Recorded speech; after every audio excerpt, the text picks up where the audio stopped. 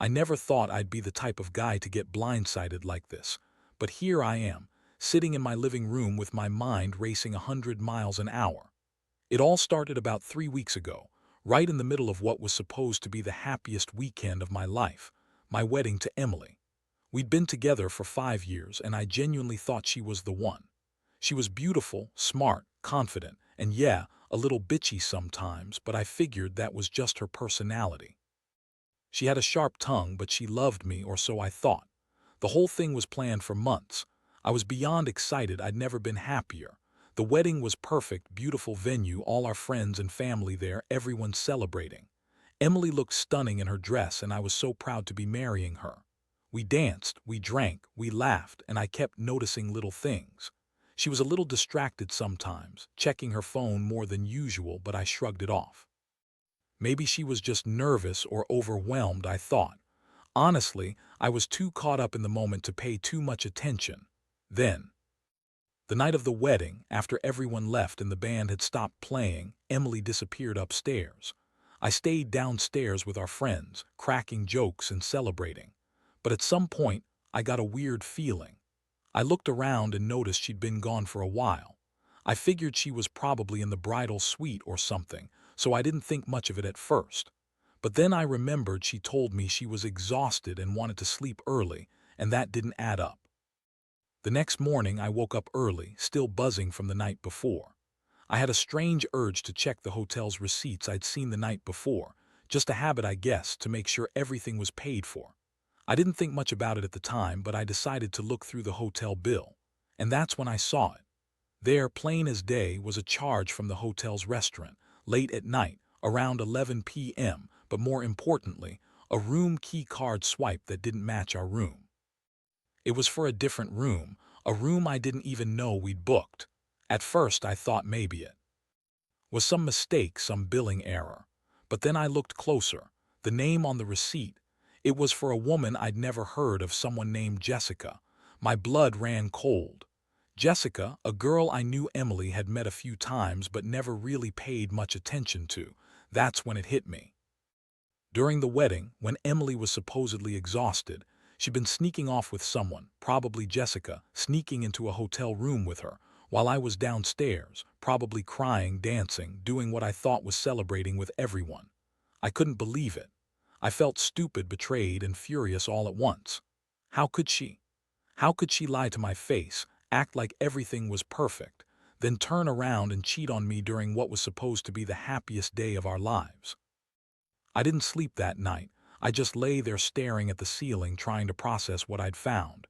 It didn't feel real. It still doesn't. This was someone I loved. I thought she loved me back. But all the signs were there. I just refused to see them, to accept that she'd do something so cruel. The thing is, Emily has always been the bitchy type, quick to lie, quick to dismiss anyone she doesn't like, especially if it meant protecting herself.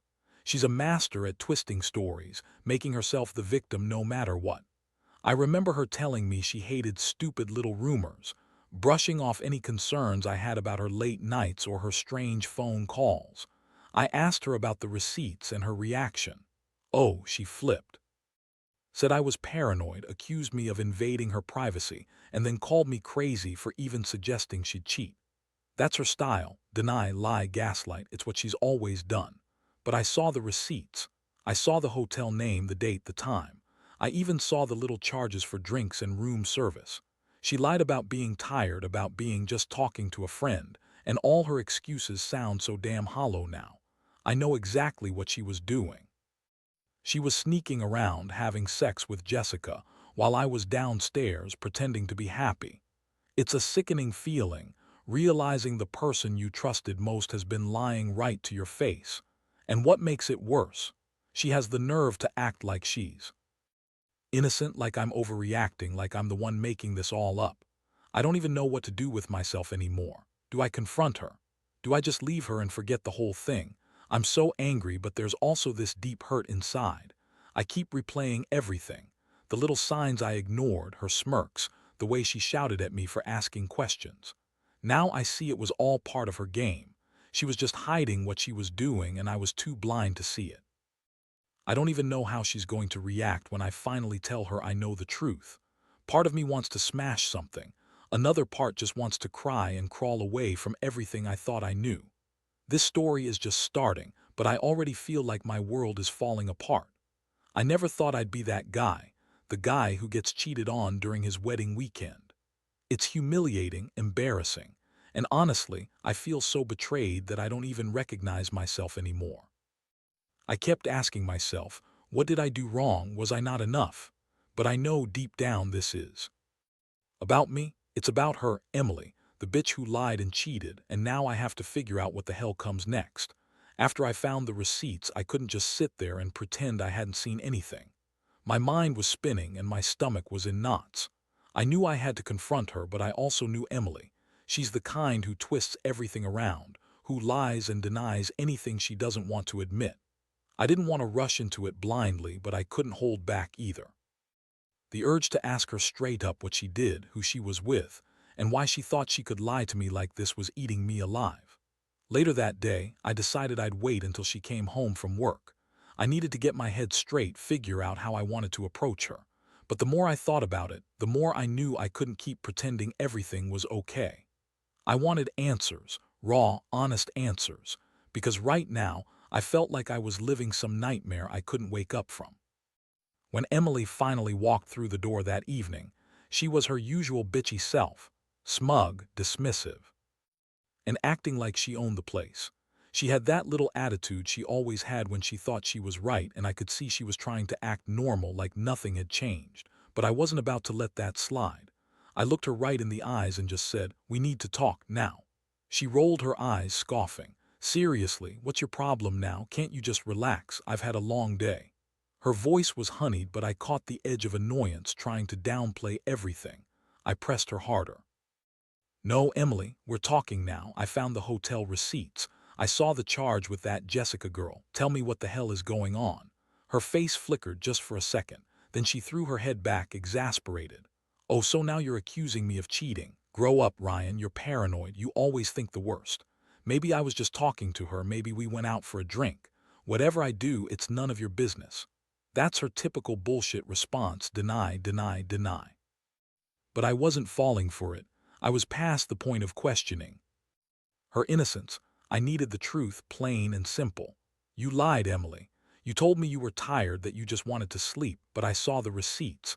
I know you were sneaking into a hotel room with Jessica. How long has this been going on?" She scoffed again, crossing her arms. "Look, Ryan, I don't owe you explanations. I don't know what you think you saw or what you're making up in your head, but I swear to God you're overreacting. This is just some stupid misunderstanding. Maybe I was meeting with a friend. You're so insecure, always accusing me of things. Maybe I don't want to deal with your paranoia." I felt a surge of anger, but I also felt cold inside. It was like she was trying to gaslight me, turn everything around so I was the crazy one, but I wasn't buying it anymore. I took a deep breath and said, "You can spin your lies all you want, but I saw the hotel charge. I saw your name and that room number. Don't even try to deny it." She blinked, her face turning a little pale but still trying to act tough. "Fine. Maybe I went out for a drink with Jessica. Big deal. It's not like I slept with her. It's just sex. People do stupid things. You think I'm perfect. I'm not, Ryan. I'm human. Maybe I was just having a moment of weakness and I didn't think it mattered." That was the point where my blood started to boil. She had the audacity to excuse cheating. No shame, no remorse. Just a shrug, and people do stupid things. That's who she was: selfish, manipulative, and cold as hell. I couldn't believe I'd spent all these years with someone who'd betray me like that over a stupid moment, a moment she didn't even bother to hide. I wanted to scream, to shake her, but instead I clenched my fists. I felt my heart pounding in my chest. How did I get here? How did I go from the guy who thought he was marrying his soulmate to this guy sitting across from a woman who was justifying fucking someone else during our wedding weekend? It was surreal. And honestly, I felt like I was about to lose my mind. She kept going on, throwing more excuses: how she was stressed, how she didn't mean for it to happen, how I was just being overly jealous. She even had the nerve to call me controlling and say I didn't trust her. But trust, that was dead now. She shattered it with her lies. I could see the truth in her eyes. She didn't care who she hurt as long as she got what she wanted. The whole confrontation left me drained, numb, like I'd been punched in the gut. I didn't even bother to argue anymore. I just told her she needed to leave, that I couldn't be with someone who lied and cheated like this. She sneered, rolled her eyes again, and said she was done with my accusations. And then she stormed off to the bedroom, leaving me standing there, heart racing, mind racing even faster. And that's when it hit me, the reality of what I was dealing with. My wife, the woman I loved, had been cheating on me with her best man during our wedding weekend. The man I trusted to stand by me, the woman I thought I knew, all of it was a lie. I never imagined I'd be here in this mess, questioning everything. But this was my life now, and I had to figure out how to deal with it. That night I didn't sleep. I kept lying there, staring at the ceiling, replaying everything I'd just learned. The images kept flashing through my mind. Emily sneaking out, her sneaky little smile, the hotel receipts, Jessica's name, the fact that she lied about being just tired or stressed. I was furious, hurt, and honestly feeling pretty damn stupid for not seeing it coming. I thought I knew her. I thought I was safe. But I was clearly wrong. I kept asking myself what I did wrong. Maybe I wasn't enough. Maybe I wasn't her type. Or maybe she was just a bitch who liked to play with fire. Deep down, I knew that wasn't fair to myself, but the doubt crept in anyway. I thought about all the moments, her dismissive attitude when I asked about her late nights, her rolling her eyes whenever I tried to get close, her sharp tongue when I accused her of anything. Could I have known? Should I have seen the signs? I remembered how she had been the whole weekend, bitchy, dismissive, snapping at everyone. It was almost like she was purposely trying to push me away or keep me from finding out what she was really doing. That moment when I saw her sneaking into the hotel room with Jessica, it all made sense. Why she was acting so paranoid, so defensive. She had been hiding something from the start, and I was just too blind to see it. I also thought about the man, Kevin, her best man. I'd always liked him, honestly. He was funny, charming, the kind of guy everyone liked. But now I just saw him in a different light. Did he know? Was he involved? Did he think this was some kind of game? I didn't want to believe he'd stoop so low, but the fact that they'd done this during my wedding weekend, while I was upstairs crying and everyone was dancing, made me sick. The betrayal cut so deep I felt like I was hemorrhaging inside. The next morning, I knew I had to confront her again. I didn't want to sit around feeling sorry for myself, but I knew that whatever happened now, my life was never going to be the same. I had to ask her directly, what the hell was going on? Why her? Why Jessica? Did she even care how much she was hurting me? I also knew I couldn't trust her to tell the truth, not after everything I'd seen. So I had to be prepared for whatever she threw at me. When she finally stepped out of the bedroom that morning, she looked haggard, tired, maybe even a little guilty. Or maybe she was just playing her usual game. I took a deep breath and decided I'd lay everything out. No more hiding, no more pretending.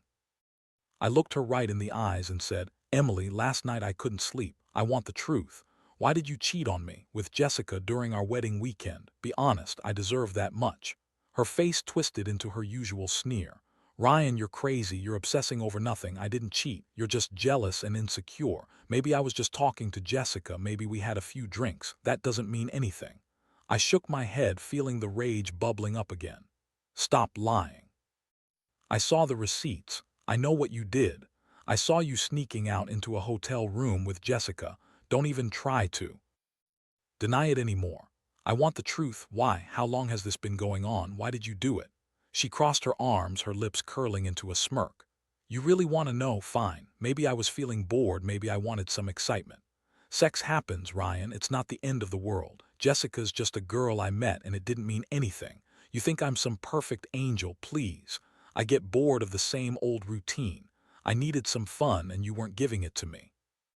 That comment hit me like a punch. Fun. Is that what you call it? Cheating, lying to my face, having sex with your best man during our wedding weekend. You don't think that's a big deal? You don't think you hurt me? She rolled her eyes, her tone dripping with disdain. Grow up, Ryan. You're so naive. This isn't some soap opera. People cheat all the time. Maybe you're just not enough for me. Maybe I needed to feel alive again, and you were just so boring. Sex with Jessica was just sex.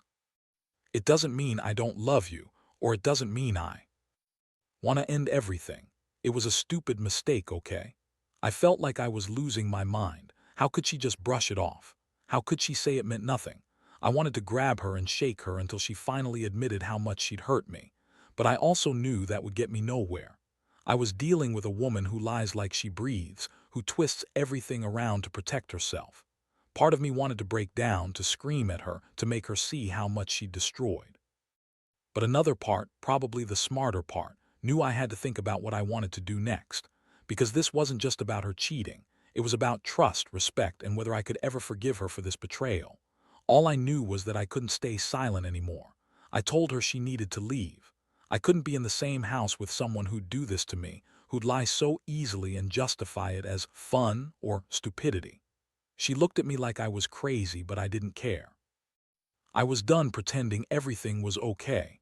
I just wanted the truth out in the open, and now I finally had it. The days that followed felt like walking through a fog. I couldn't eat, couldn't sleep, and honestly, I didn't even want to get out of bed most of the time. Every time I closed my eyes, I saw Emily's face, her smug expression, her dismissive attitude, her lies. The image of her sneaking off with Jessica haunted me. It was like some sick, twisted betrayal that I couldn't get rid of. I kept asking myself how I missed all the signs, how I had been so blind. The worst part was realizing she didn't care about any of it. Her tone, her dismissiveness, like my feelings didn't matter. She kept insisting it was just sex, just some stupid mistake, like that made it okay. I kept replaying her words, trying to understand if she even felt sorry, or if she was just trying to manipulate me into forgiving her. Honestly, I didn't know what I'd hoped for anymore. I just knew I was hurt and furious. I decided I had to do something. I couldn't keep living in this limbo, wondering if she was going to come back and try to spin some story where she was the victim. So I started gathering evidence. Not just the hotel receipts, but everything I could find, text messages, social media activity, anything that could prove she'd been lying. I wanted to confront her fully with everything I had. I didn't want her to keep pretending she was innocent or that this was just a one-time mistake. I wanted to know if there was more to it.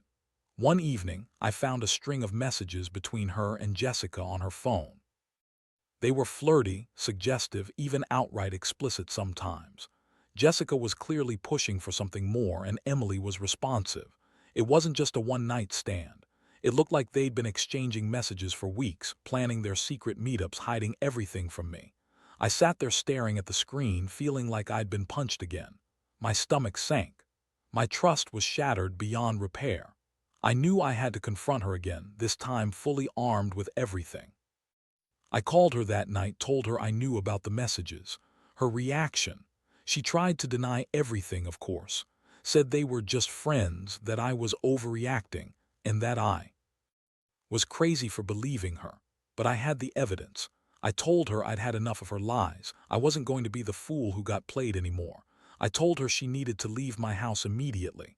When she arrived that night, she looked angry, defiant.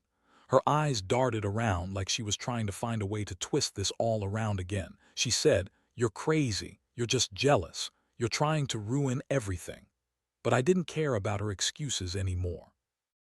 I just looked at her and said, "You lied, you cheated, and you lied some more. I have the proof. You're not going to manipulate me into believing your bullshit." Her voice cracked, but she didn't break. "Ryan, I didn't mean for it to go this far. I was just bored and Jessica was there. It's sex, that's all. I don't love her, I love you. We can fix this." I almost laughed at that. Fix this. After everything. I told her there was no coming back from this, that I'd never trust her again. I told her I was done. That her lies had destroyed what little respect I had left for her. Her face twisted with anger and she stormed out, cursing and yelling about how I was overreacting, how I was controlling her. But I didn't care.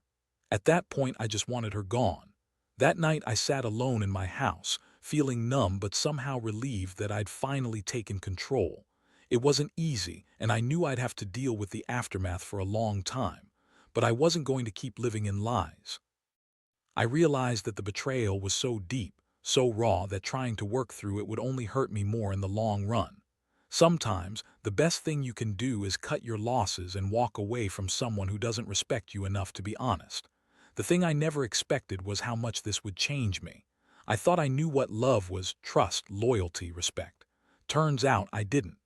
I was naive to think I could trust her, to think that she'd be faithful. And the hardest part, knowing I might carry these scars forever, but I also know I can't let her define me, not anymore. I have to rebuild, too. Learn from this disaster. Looking back, I realize I should have listened to my gut from the start, but I was so blinded by the idea of her love that I ignored all the little signs. I wish I'd seen it coming, but I guess no one really does until the moment hits you like a ton of bricks. Now I know better. Trust is fragile and betrayal cuts deep. I just hope that anyone reading this who's going through something similar understands. You're not alone, and you deserve better than being lied to and cheated on during the happiest day of your life. After she left that night, I felt like I was in a daze. The house was eerily silent, the kind of silence that presses down on you like a weight. I kept going over everything, the lies, the cheating, her cold, dismissive attitude.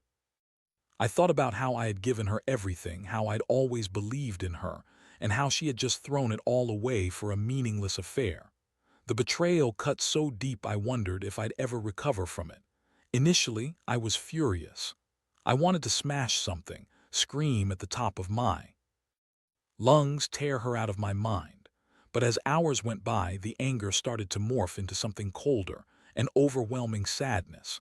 I felt like I'd lost a part of myself, like I'd been duped into believing in a fairy tale that was never real. That realization hit me hard, that I had been so blind, so willing to forgive her little lies, that I never truly saw her for who she was. I decided I needed some space. I packed a bag and moved into a friend's place for a few days because I knew being alone in that house would only make things worse. The first night away from her was brutal. I kept thinking about the wedding, the vows we took, the promises we made. All of it felt meaningless now. I questioned everything, my judgment, her sincerity, my entire future with her.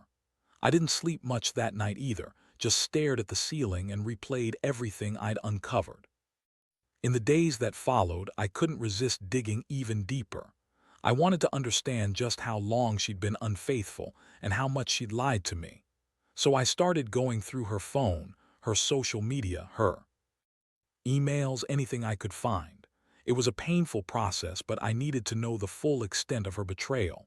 That's when I found more messages, long exchanges with Jessica filled with flirtation, explicit talk, even plans to meet again. It was clear this wasn't a one-time thing. They'd been sneaking around for weeks. Seeing those messages, I felt like I'd been punched again. All the trust I'd ever had in her was gone. I realized she'd been lying to me every day, pretending everything was fine while secretly planning her little affair. I felt sick, angry, and betrayed all at once. The worst part was knowing she'd had no intention of stopping. She was committed to her lies, to her sneaky little double life. I knew I couldn't keep this to myself anymore. I had to tell someone I trusted, so I reached out to my brother. I needed an ally, someone who could listen and maybe help me figure out what to do next. When I told him everything, he was furious, wanted to beat the crap out of Kevin, and told me I didn't deserve to be treated like that. He said I needed to think about what I wanted, whether to fight for the marriage or just walk away and forget her. I said I didn't know what I wanted. Honestly, I felt so broken I didn't even trust my own judgment anymore. But I knew one thing: she couldn't stay in my house. The thought of her living there, pretending everything was fine, made me sick. So I made up my mind to file for divorce. She had betrayed me in the worst way possible, and I wasn't going to let her continue to hurt me. I remember the day I told her she had to leave. She was furious, yelling, crying, calling me every name in the book. She claimed I was overreacting, that I was controlling, that I was the one who was crazy. But I didn't care. I was done listening to her lies. I just told her to pack her things and get out. I had no more patience for her manipulations. Honestly, I felt a strange sense of relief when she finally walked out that door. It was as if a huge weight had been lifted and I could finally breathe again. But even with her gone, I knew healing wouldn't come overnight. The pain, the anger, the sadness, they all stayed with me. I kept questioning myself, wondering if I should have done something differently. Maybe if I'd been more attentive, more understanding, I could have prevented this from happening. But deep down, I knew it wasn't my fault. She made her choices. She chose to betray me, and I had to accept that. In the end, I learned something painfully valuable. Trust is fragile, and people can surprise you in the worst ways. I realized I'd been naive, believing that love and loyalty were enough to keep us together. But love alone isn't enough when someone is willing to lie, cheat, and deceive. I learned the importance of listening to my gut and paying attention to the little warning signs I'd ignored. Now I'm trying to rebuild my life. I don't know what the future holds, but I do know I won't let this destroy me. I'm starting over, alone, but stronger for having survived it. And to anyone reading this who's going through something similar, I want you to know, you deserve honesty, respect, and loyalty. Never settle for less. Trust your instincts and don't be afraid to walk away when someone violates your boundaries. You'll get through it. It won't be easy, but it's better than living a lie.